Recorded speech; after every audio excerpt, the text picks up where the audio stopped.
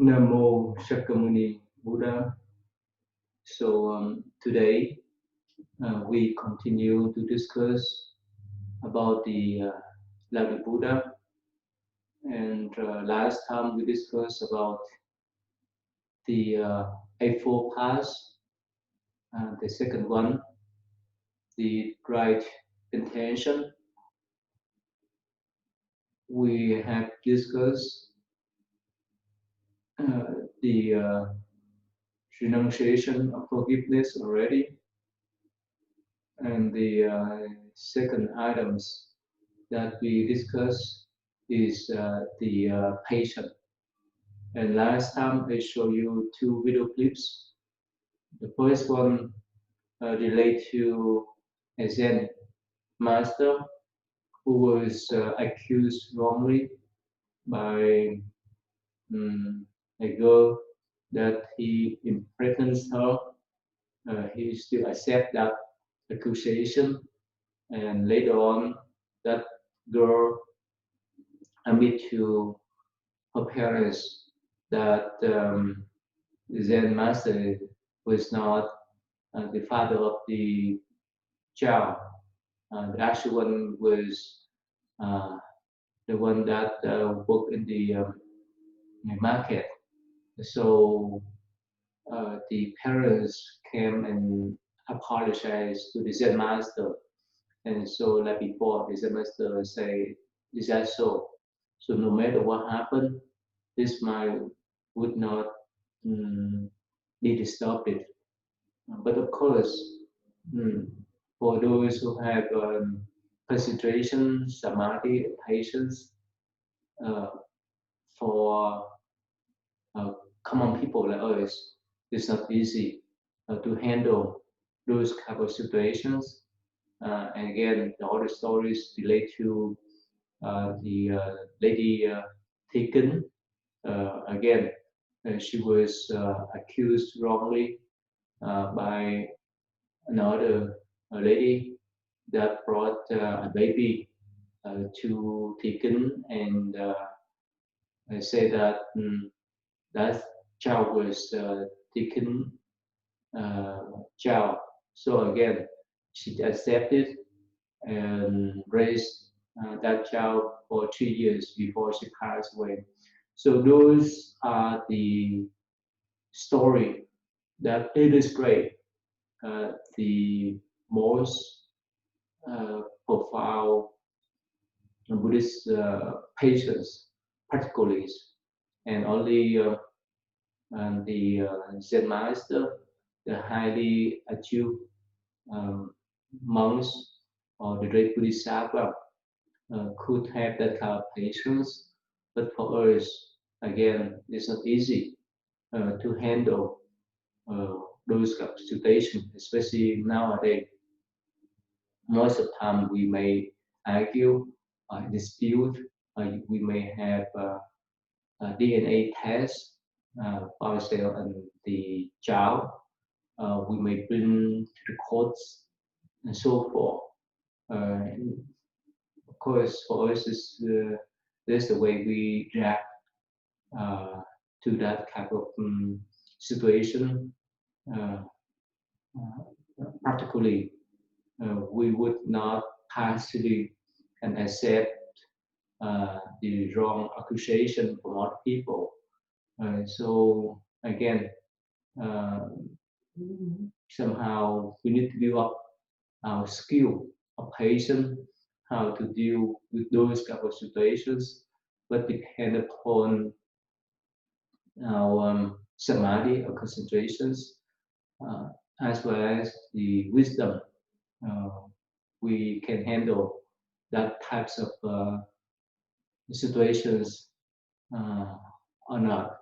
So um, again, in one of the sutra, uh, the Mahima Nikaya, uh, the Buddha provide what you call uh, the story of the soul, and he get this type of teachings based upon uh, the simile of the saw. So he said that even if the criminals who may cut your arms and legs uh, with their saw, but if you let your anger control yourself, so you would not be considered as an authentic monk.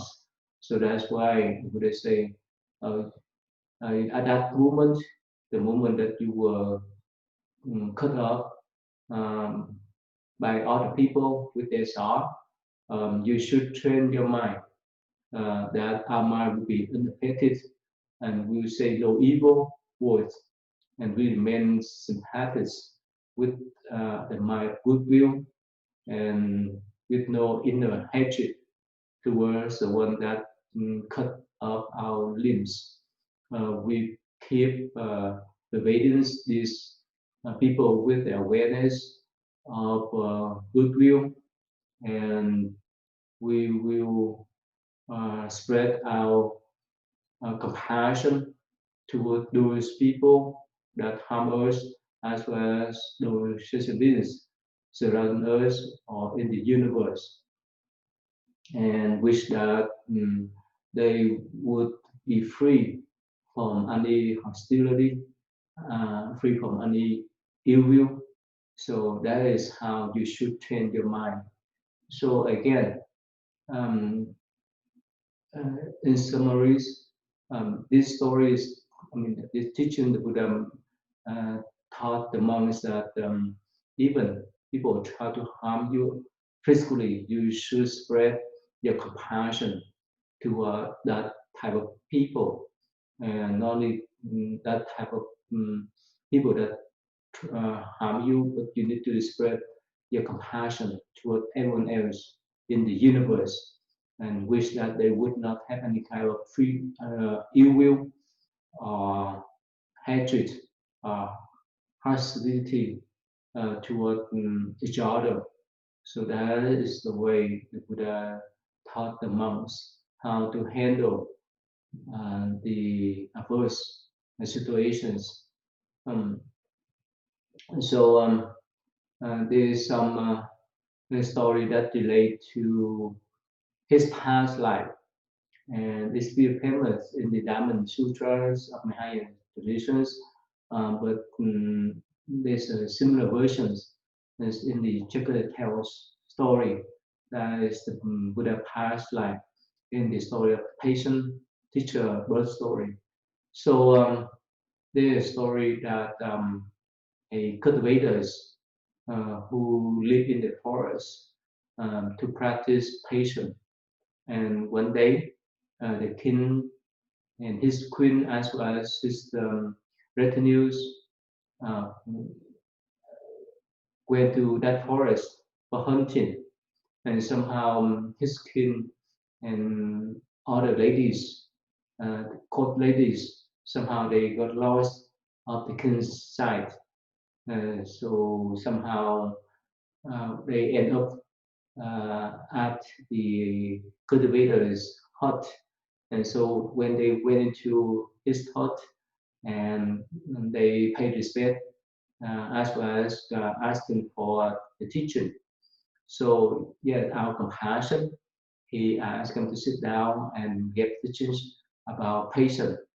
So the king, while he was hunting, somehow uh, he got lost in the forest and he could not find his queen as well as other people. So somehow, eventually, he found out that hut and he heard inside the hut one person speaking.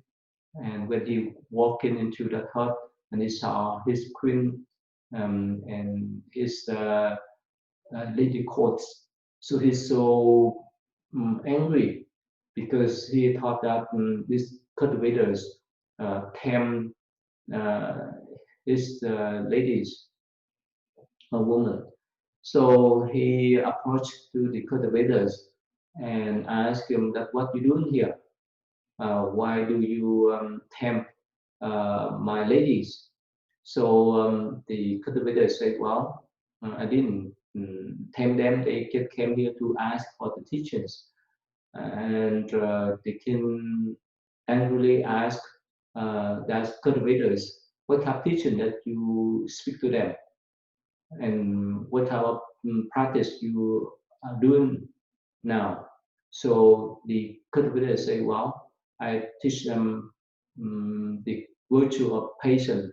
And yes, I'm here. I practice the patience too.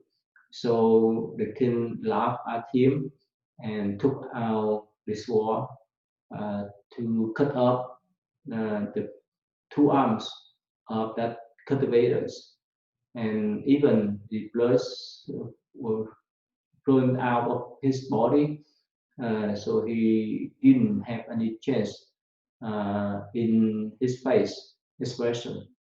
So the king asked the cultivators, "So are you angry with me after I chop off your arms?" And so these cultivators calmly respond to the king that no, I don't have any hatred, anger, or resentment toward you. So the king was enraged again too. So he thought that this cultivators was a liar to him. So the king again used his sword to cut off the two legs of these cultivators. And at that moment, the king asked these cultivators again, "Are you angry at me? Um, you hate me?" And so uh, the cultivators say, "No." Uh, he replied calmly in that way that he said, "No, I don't harbor any hatred toward you. I feel more compassionate to you."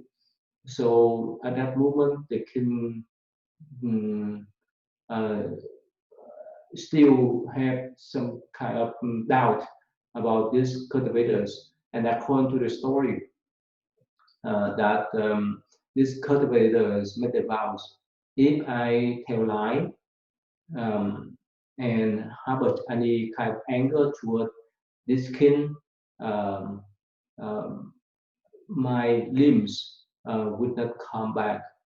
But if it is come from my true heart, that I feel more compassionate toward him, as well as practice the virtue of patience without any kind of animosity toward this king, may my limbs come back to my body. So at that moment, the earth was shaking, and somehow his limbs, that means his arms and legs, um, stuck back to his body.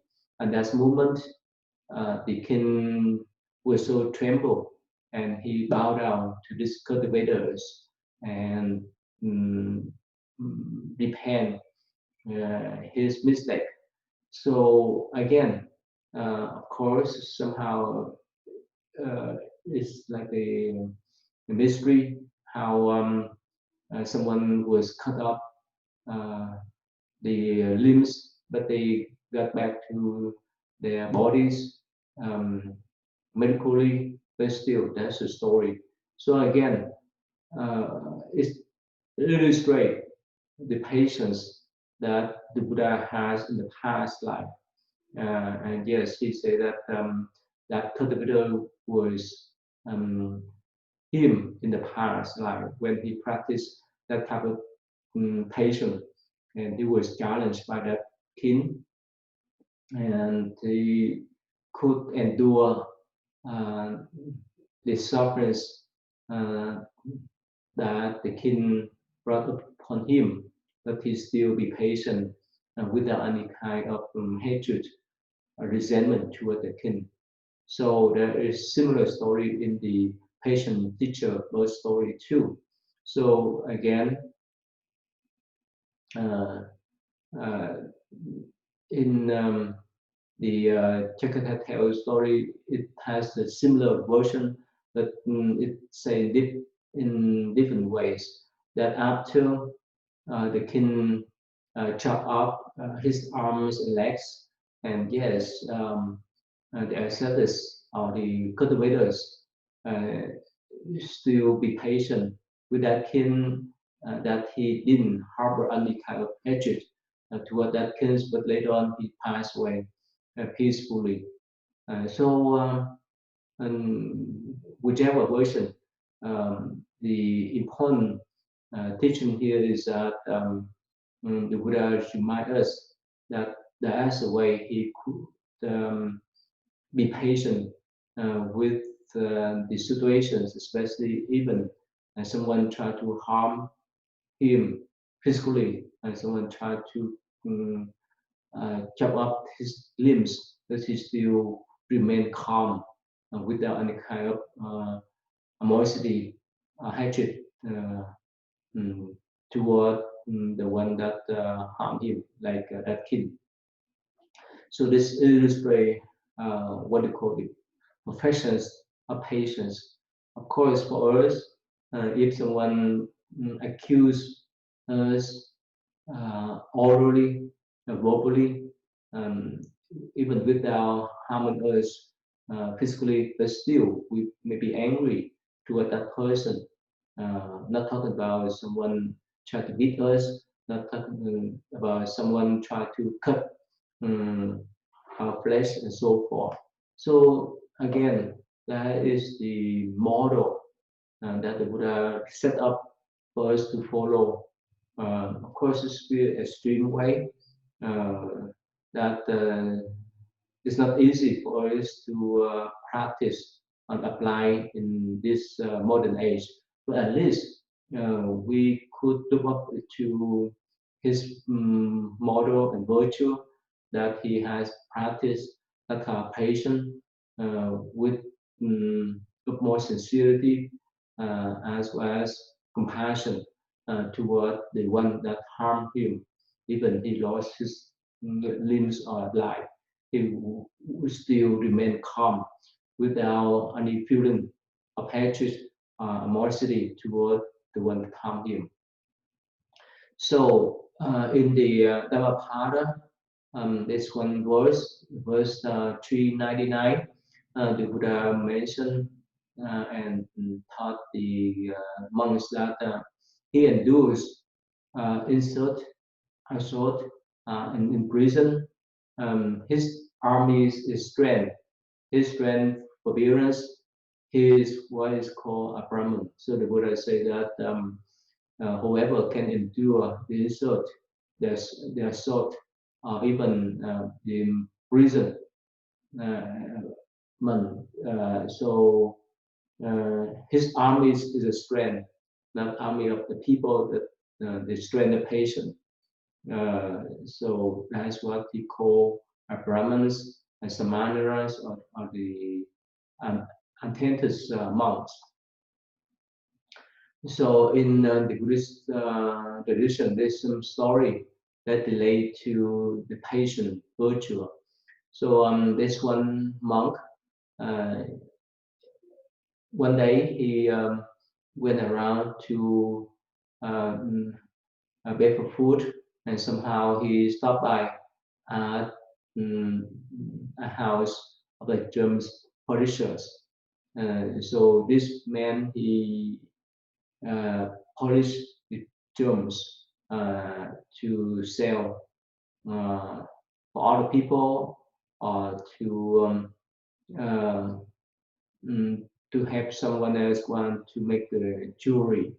So at that times, when he stopped by at that house, and uh, the man, he stepped out and offered the food to the monks, and uh, when he went back to his house, somehow he lost a gem rubies, the red rubies, And so he looked around, he could not find that's big red rubies. And so he claimed that monk that tried to steal his red rubies.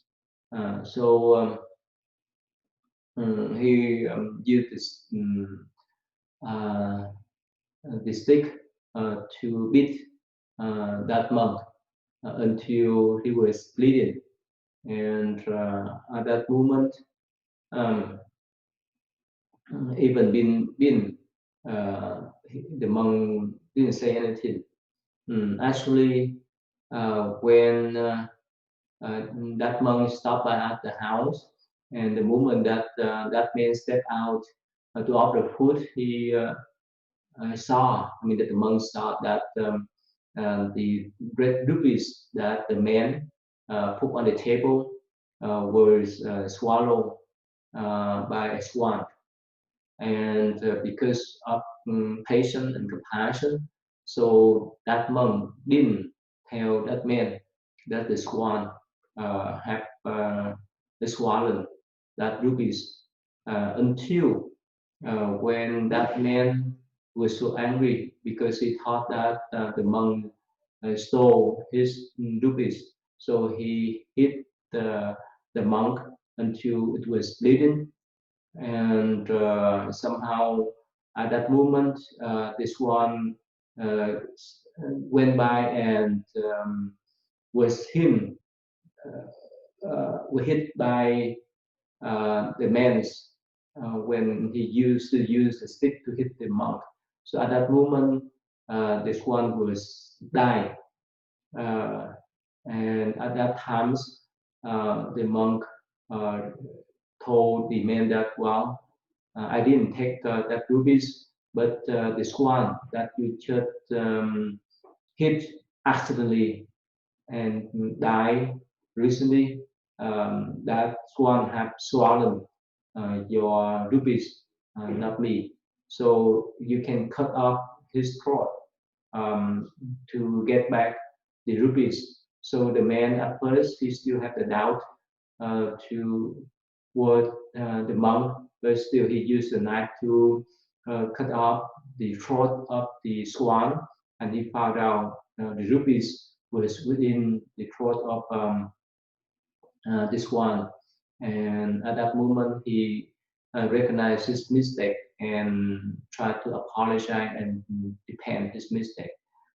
So again, the monk just smiled and walked away, even he was bleeding.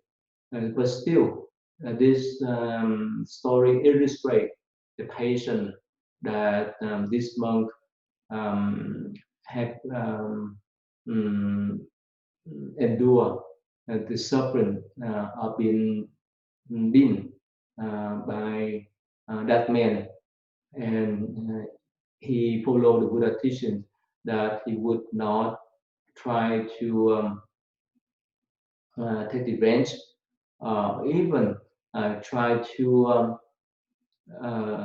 disclose what he saw when he saw this one swallowing the red rupees. And if he disclosed that, mm, the man may have killed this one. So that's why instead of telling the man that this one had swallowed his rupees at first, he endured the beating on that man until this one died. So at that time, after that, he would disclose what he saw. Again, this illustrates the Buddhist patience in the upward sense, that he, especially this monk, would not harbor any hatred toward the man that had been him. So, uh, so this kind of story could help us to recognize that the patient in Buddhist tradition is so important for us to practice. Without patience, it's not easy for us to handle the situations in our daily life. And when the Buddha mentioned about the criminals or the one that try to harm us, he have some advice for us to handle those people.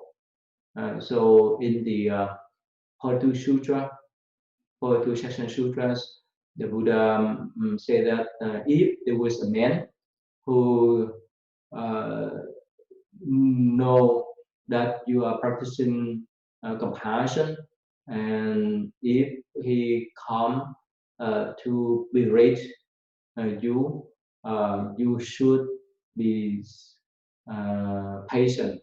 And of course, in this case, the Buddha say if someone try to berate or try to harm me, and that's the Buddha, I would remain silent and would not reply anything. So if that man asks me, why do I keep silent instead of drag in uh, in the violent ways? And so I would say that if you bring the gift to me, and what happened if I don't accept the gift? And so that man say, well, if you don't accept my gift, I would take back that gift. And so the Buddha say, well, again, if you scold me, if you berate me, if you accuse me, and so forth, and I would not respond or react to whichever thing that you say wrongly to me. It's similar as the way that you give me the gift, and what happened. That type of gift, that type of accusation, that type of bad karma would return to you. And so be careful. Don't create any kind of bad deeds, bad karma. So again, in summarize, Buddha say that if people harm us, if people accuse us wrongly, it's better for us to remain calm.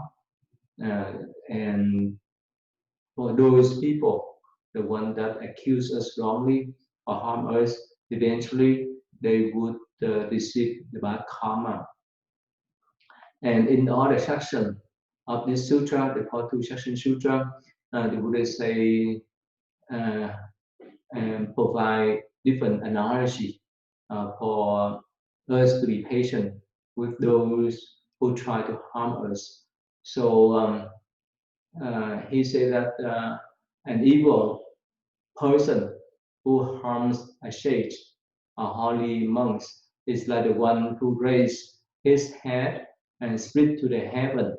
And instead of reaching the heaven, the saliva would fall back on his face. So in a similar way, uh, if someone tried to throw the dust against the winds, instead of blowing someone else, the dust will return to defile the body of the one trying to harm you. So the sage or the holy monk cannot be harmed. This will inevitably destroy the doors. So again, with this teaching, the Buddha say that don't worry, if we remain calm, if we be patient, and the evil doers, bad people, the one try to harm us, eventually they would receive bad karma for them. Uh, that is where we can resolve mm, the problems. That's the way we can enrich our virtue and blessing. If we act in the violent ways, again, there's no way for us to solve the problems. And so that's why later on the Buddha teaches that hatred cannot secure hatred. Anger cannot subdue anger. Only compassion can subdue the anger. So that's why it's so applicable for us um, in this modern age, especially nowadays. There's some kind of protests happening around the countries. Many people were angry about the injustice. So and somehow, um, of course, they may show their anger toward those policemen who oppress the African American people. But still, with that type of anger, it's easy to harm uh, us as well as other people. So that's why in the 60s, Martin Luther King, he followed the example uh, of Gandhi that uh, promote the non-violent movement toward the one that harm us. And of course, he was considered as a great people, a person in this country that advocates non-violence way to solve racism uh, in this country. And so that is the way that Buddhism always encourage other people to follow, no matter what happened.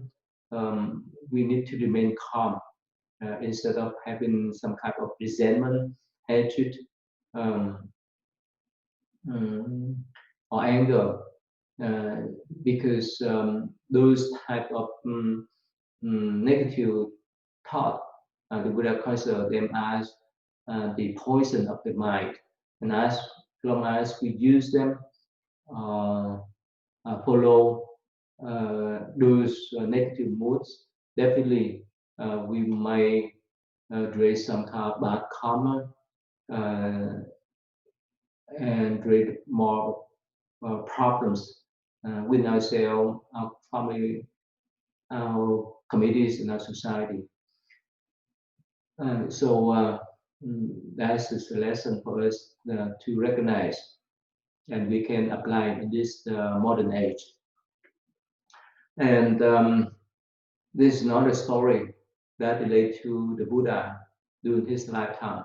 So um, there was a lady. She used to go to the temple and listen to Buddha teachings. At first, her husband would not mind for her to go there to listen to Buddha teachings, but somehow, uh, because she went to the monastery to listen to the Buddha teachings frequently, so somehow her husband become jealous. So one day he went to the monastery where the Buddha was staying. So he prepared himself with some tricky questions uh, that he would propose or ask Buddha with the intention to humiliate the Buddha, so that his wife could recognize uh, that she did not need to listen to Buddha teaching at all. So when he went there and asked the Buddha, what do we have to kill to be able to live happily and peacefully? So the Buddha said that um, to be able to live happily and peacefully, uh, you should kill anger, because anger, it kills happiness and peace. So at that moment, the man was so surprised. At first, he thought that, well, the Buddha would get stuck, because the first precept that the Buddha laid out for the lay people is that no killing. So that's why he tricked the Buddha by using that kind of question, that what happens that you need to kill in order to obtain peace and happiness. So instead of yell at him, instead of keep silent, so the Buddha replied that you need to kill your anger, because anger kill your happiness and peacefulness. So at that moment, he recognized Buddha wisdom and virtue, and somehow he asked Buddha permission to become monks. And later on, he practiced vigorously, conditionally, and become an arhat, that means holy monks. So when his younger brother uh, heard that his elder brothers had become a monk, so he in turn, I mean his younger brother, was so angry. So he went and confronted to the Buddha, and he abused uh, the Buddha verbally and badly. So he finished his negative sayings. I speak toward the Buddhas. The Buddha again gave him an analogy that if you offer me a food, and if I don't accept that, what do you do with that food? So that young man said, well, if you don't accept my food, I would take the food back. And so the Buddha said, well, in the same way, I do not wish to accept your abuse, your wrong accusation. So the abuse belong to you. So at that moment, that young man recognized his mistake and uh, pay respect to Buddha to ask for forgiveness. And of course, later on, he asked Buddha permission to become a monk too. So eventually, later on, he attained arahantship, has become uh, holy monks. So with this story, the husband and his brothers who were um, at first uh, trying to test the Buddha patience and wisdom, but actually when they recognize the Buddha wisdom and virtue, uh, they became monks and follow his teaching, as well as attaining the arahantship, become holy monks. So not only teaching in the uh, in the theories, but the Buddha applied those teachings in his lives, and that's why he could gain respect from other people. So, and there's a book we call the Bodhisattva Way of Life. This was written by Santideva, the famous Indian monks in the 8th century. And actually, Dalai Lama used to cite um, his teaching from this book, the Bodhisattva Way of Life. And in that book, Santideva uh, have an entire chapter that talk about patience, chapter 6. So let me read some verses that illustrate how he advised Buddhist people to practice patience. Whatsoever wholesome deeds, such as venerating the Buddhas and generosity that have been amassed over thousand aeons, will all be destroyed in one moment of anger. So he reminds us that whichever merit that we have accumulated throughout many eras, many karmas, many lifetimes, but those kind of merits may be destroyed by a moment of anger. So if we contemplate deeply we could recognize that's so true. There's somehow in one moment of our anger, we may harm other people. We may accuse other people wrongly. Uh, we may create bad karmas. For example, road rage. So when people try to cut off each other, so sometimes they kill, shoot other people easily. Of course, they would end up in jail because of that type of act. So that's why he reminds us that with that moment of anger, we could destroy all our merit that we have accumulated in so many lifetimes. And when we talk about the relationship between, let's say, the spouse, right? Of course, um, before they made the vows to live uh, in harmony with each other as a spouse, as a couples. But if one moment of anger, either the husband or the wife, they may kill, they may harm their spouse, and of course, because of that act, they may end up in jail. So um, it's applicable in our daily lives that if we could not control that kind of anger, we are the one that deplete uh, our merit and no one else. So that's why no matter what type of good karma that we have created in the past, especially if we have other people. But if we could not control our anger, so that thought of anger would trigger our action uh, and speech that may be harmful to other people.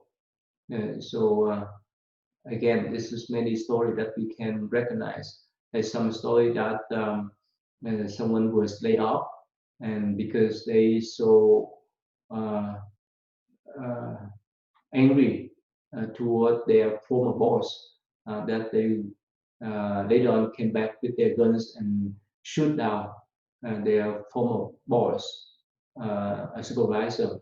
Now, of course, they have to pay their times in jail, or some of them they commit suicide too, because of that moment, the moment that they could not control the anger. So and that's why the Buddha reminds us that we need to be patient with the situation. And in this case, Shantideva reminds us that be careful. If we don't know how to control our anger, that anger um, may be explored any times. It's like an atomic bomb. It may kill so many people at one time. Uh, Before I end today, let me tell a real story that happened many years ago in Atlanta. So this was one young man in the midst of Cody. He one day came back early and wait for his wife to come back from work. So when his wife just stepped down from her car, he used his gun to shoot her down. And when he killed her, after he killed her, he went into the house with intention to kill his daughters. But somehow, fortunately, his daughter went to her friend's house to play. So at that time, uh, after he could not find his daughter, he shoot himself. That means he committed suicide. And later on, his parents revealed that the reason why he killed his wife because so many years his wife uh, uh, yelled at her, scolded him uh, wrongly and negatively. and his uh, mother-in-law too. Most of the time, she yelled at him and scolded him wrongly. So it's so many years that he was patient with them, but again, that's not really patient. But he tried to subdue his anger until the moment that he could not do anymore. So that's why he killed her to uh, revenge or let go of his anger. And again, that's so harmful for him and his wife. Even he tried to kill his daughter, but fortunately, she played with her friends at her friend's house. So this type of story, the real story that happen in our daily life, so that we need to recognize the harmfulness of anger, and that's why we need to be patient with the situation, whichever things happening to us. So time is up. Let me end today. And next time I will discuss more about this virtue of patience. Namo Shakti Namuda.